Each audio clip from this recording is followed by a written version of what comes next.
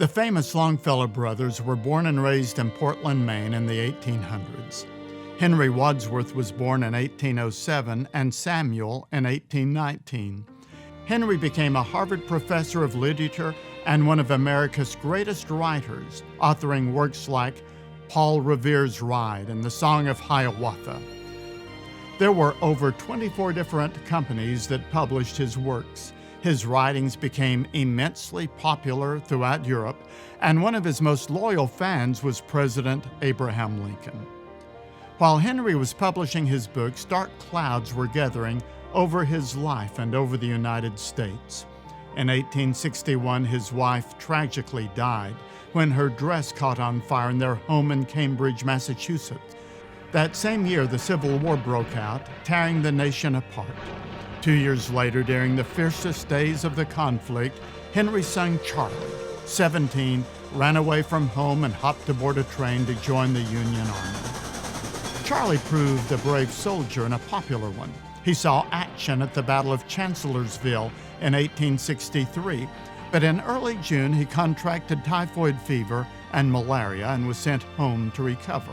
By August, Charlie was well enough to return to the field. On November 27, during the Battle of New Hope Church in Virginia, he was shot through the left shoulder. The bullet nicked his spine and came close to paralyzing him.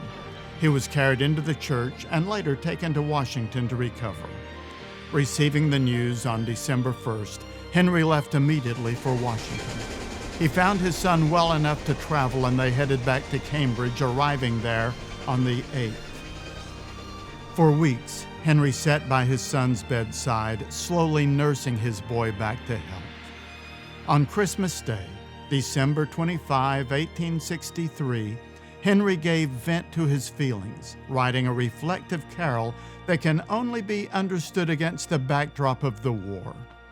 2 stanzas now omitted from most hymnals speak of the cannons thundering in the South and of hatred tearing apart the hearthstones of the continent. The poet feels like dropping his head in despair, but then he hears the Christmas bells. Their triumphant pealing reminds him that God is not dead, nor doth he sleep. The Sunday school children of Longfellow's local church in Boston first sang this song during that year's Christmas celebration.